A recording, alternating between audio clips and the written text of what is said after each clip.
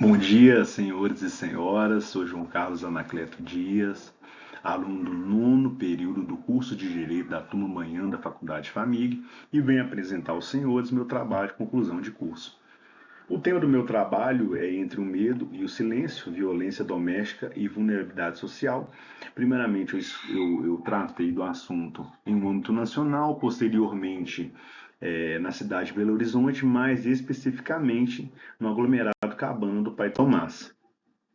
Eu abordei a violência doméstica, né, em um cenário brasileiro, né, sabendo que a violência doméstica é um fenômeno estrutural e histórico, sabendo que desde os primórdios aí, as mulheres já sofrem, né, a questão da violência doméstica, né, que reflete a desigualdade de gênero, raça e classe. Por mais que exista violência doméstica em todas as classes sociais, nós sabemos que nos grandes bolsões de pobreza, essa violência doméstica ela é mais presente, é considerado uma violação dos direitos humanos e um problema de saúde pública.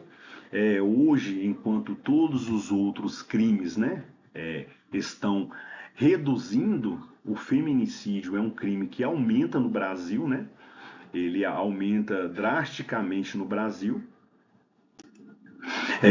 Temos os dados preocupantes a respeito disso, né?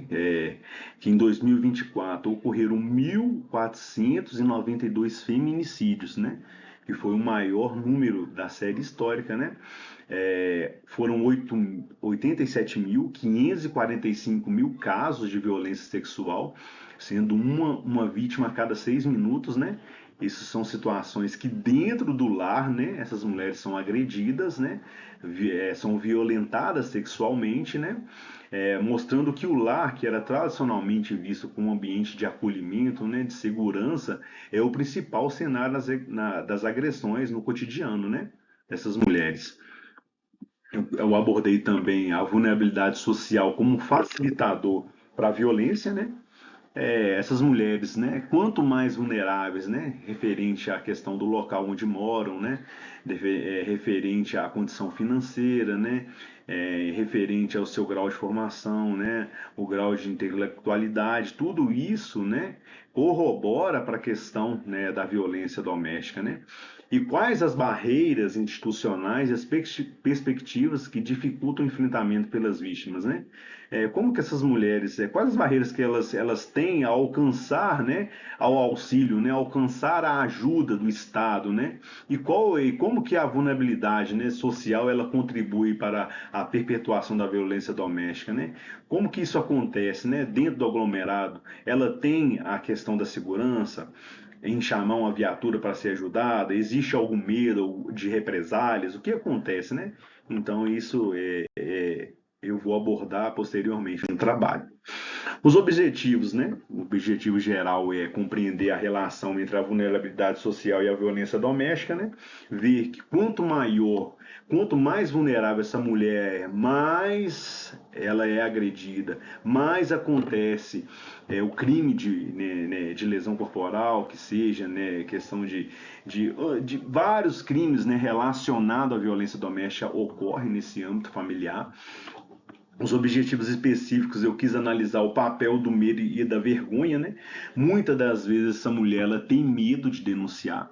Primeiramente por causa do agressor, né, do autor, né, que ocasionou nela a questão do crime, né, propriamente dito, também do local onde que ela mora, né, que muitas das vezes nos grandes aglomerados de Belo Horizonte, né, igual o Cabana do Pai Tomás, hoje é um aglomerado faccionado, né, então essas mulheres elas têm medo de denunciar, porque quando a viatura vai lá, acontece toda uma desarticulação do tráfico de drogas, né, entre esses objetivos específicos, eu quis abordar também a percepção das vítimas em relação a isso, né? Como que elas enxergam isso, né? Quais são os desafios que elas enfrentam, né? E propor caminhos, né, para o fortalecimento dessas redes de apoio, né, que já existem, né? Quais são os caminhos? O que precisa ser modificado, melhorado, né? Ampliado para que essas mulheres consigam o socorro que elas tanto querem, né, em relação ao crime, né, em relação à violência doméstica. Eu abordei também a violência doméstica como um fenômeno estrutural, né, Já falei anteriormente, né, a violência doméstica era usada até mesmo como controle social sobre as mulheres. Em um passado pouco distante, a mulher não tinha direito nem ao voto. O patriarcado de gênero, né, que privilegia os homens em detrimento das mulheres, isso aí já está na sociedade há séculos, né? É, as normas de gênero moldam o comportamento e reforçam desigualdades. Isso começa já historicamente, né, a um passado distante, igual eu falei, e até hoje é presente na sociedade brasileira, né? A interseccionalidade, a opressões de gênero em relação à classe, raça e classe se interconectam. Nós sabemos que mulheres negras e periféricas enfrentam um maior problema, né? Enfrentam barreiras adicionais. Eu vou citar um exemplo que hoje uma mulher que mora no aglomerado Cabana do Pai Tomás, ela ir até uma delegacia da polícia civil especializada, né, uma delegacia da mulher, ela tem que deslocar do Cabana do Pai Tomás e ir até o bairro Prado, né? Então isso é uma barreira, né? O racismo institucional também, né? Muitas das vezes essa mulher quando chega lá, ela é indagada o porquê que ela não sai desse relacionamento, sem saber qual o contexto que essa mulher está inserida, né? Qual o ciclo de violência que ela está inserida ali, porque ela não sai. Então isso também foi abordado. O contexto em Belo Horizonte, né, os aglomerados urbanos aí, citei Serra, Pedreira, Padre Lopes, Cabana do Pai Tomás, mais especificamente Cabana do Pai Tomás, onde eu atuo já há 8 anos, né, referente ao crime mais, os crimes mais atuantes que a gente reprime lá é o crime de homicídio, tráfico de drogas e a violência doméstica, né? Caracterizado por alta densidade, né? Nós sabemos que esses aglomerados são a população é muito grande naquele local, né? E a violência doméstica se intensifica nesses territórios, né? Porque a baixa escolaridade, a baixa renda per capita da família, né? Grau de instrução também muito baixos, né? Isso tudo proporciona a violência doméstica. Perfil das vítimas, né? Eu abordei no trabalho também o perfil das vítimas, que muitas das vezes essas mulheres são jovens, negras, de baixa escolaridade e renda. Elas enfrentam barreiras estruturais para acessar o serviço de proteção, né? Já falei a respeito também, já citei até a questão do deslocamento. Essas mulheres enfrentam N barreiras estruturais para acessar o serviço, para acessar as redes de proteção. Elas sofrem estigmação social e a culpabilização, né, por às vezes não conseguir sair desse relacionamento, por ser dependentes desse agressor, e muitas das vezes pela sociedade dessas mulheres, elas gostam de estar ali, né? Elas permitem que esse agressor façam com ela todo tipo de crime, né? Mas isso não é verdade. Perfil dos agressores, né? Eu abordei também como esses companheiros, essas mulheres são, né? Muitas das vezes são companheiros, ex-companheiros, os pais, o padrasto, né? Que são os agressores dessas mulheres, né?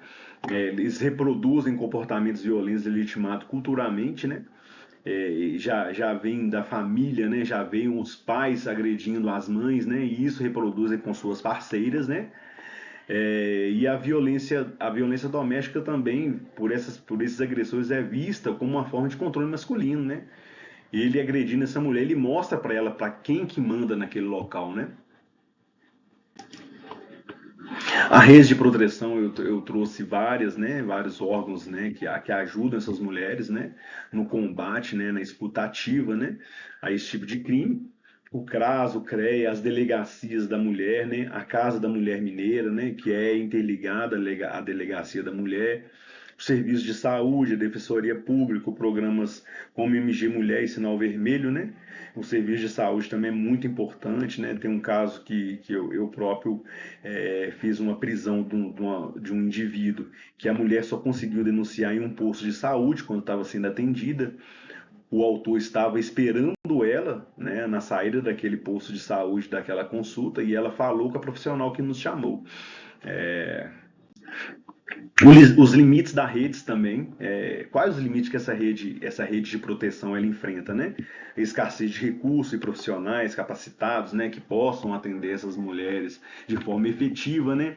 Distância geográfica, que eu já falei aqui também a respeito, né? A revitimização institucional que essas mulheres sofrem por causa que todas as vezes que ela chega naquele local, ela tem que contar novamente o que aconteceu, né? Muitas das vezes a escuta ativa desses profissionais, elas são aquém daquilo que necessita. Nessa rede de proteção eu quis trazer um dos órgãos, né, dessa rede de proteção, que é a Casa da Mulher Mineira, né, que é ligada, né, um programa ligado à Polícia Civil de Minas Gerais, né, foi inaugurado em 2021. Aí você vê, se a gente for analisar, em 2023 foram 12 mil atendimentos, né? 12 mil atendimentos, uma média de 50 por dia, né? E essa casa da mulher mineira, ela fica no endereço que é a delegacia da Polícia Civil, né? Especializada no atendimento à mulher. O programa Sinal Vermelho, que é um programa de nível nacional, onde a mulher ela faz um X na mão, né? E ela vai ter um local público que mostra e é acolhida pelas pessoas, né? O Bem-vinda, que é um programa em nível municipal, né, que a Prefeitura de Belo Horizonte oferece, né, de apoio, acolhimento e escuta ativa dessas mulheres maiores de 18 anos. O Desafios das Vítimas, né, eu quis abordar os desafios das vítimas, né, que é a dependência econômica, a ausência de moradia segura, né, o medo de represálias em territórios dominados por facções, né, sabendo que o aglomerado Cábano do Pai Tomás é um aglomerado hoje dominado por uma facção criminal denominada Terceiro Comando Puro, né, que dificulta o acesso dessas mulheres, né, pelo medo em relação à questão da proteção, né, a questão de chamar a polícia militar para o atendimento, né, às vítimas de violência doméstica. A cultura do silêncio, que eu abordei anteriormente, né, o medo, a vergonha dificultam, né, porque quando uma mulher ela fala a respeito do problema, né, da violência doméstica que ela está sofrendo, ela mostra para a sociedade que ela está sendo vítima, né? Um problema até tempo atrás, que era um problema interno do seu lar, ele se torna externo, né? E muitas das vezes isso prejudica, né? Prejudica o combate, né? E a prevenção em relação a esse tipo de delito. A territorialização e a intersetorialidade também. Eu abordei esse quesito, né? Como que deve ser feitas as adaptações das políticas às realidades locais, né? A intersetorialidade, né? Que eu até mesmo falei anteriormente da prisão que eu fiz, né? De um autor de lesão corporal, né? Que foi preso dentro de um posto de saúde. A escuta ativa também e a participação comunitária são fundamentais para que isso aconteça, né? Essa profissional que eu já citei, do posto de saúde, ela fez além do serviço dela, que era atendimento à mulher, né, a respeito da lesão corporal, e ela chamou a polícia militar que efetuou a prisão. Eu também abordei as propostas de enfrentamento, né? Como que deve ser feito o enfrentamento a esse tipo de delito, né? É, ampliação da rede de proteção dos territórios vulneráveis, né? Formação continuada de profissionais, campanhas educativas comunitárias, né? Políticas públicas naquele local, né? Naquele aglomerado, onde que está precisando ser feito, né? Onde que está acontecendo a violência doméstica. É preciso também uma autonomia financeira dessas mulheres, um aumento de autonomia, né? Que essas mulheres consigam um trabalho digno, que elas consigam né, ter um grau de instrução maior, né? Que elas consigam ser independentes. Então, tudo isso, né, eu quis abordar nessa proposta de enfrentamento, que é o caminho, né, para que se cesse é um dos caminhos, né, para que se cesse essa violência, né, no âmbito familiar. E por fim, agradecer aos senhores, agradecer o corpo docente da FAMIG, né? E espero que os senhores gostem do meu trabalho de conclusão de curso e que eu consiga alcançar o objetivo proposto.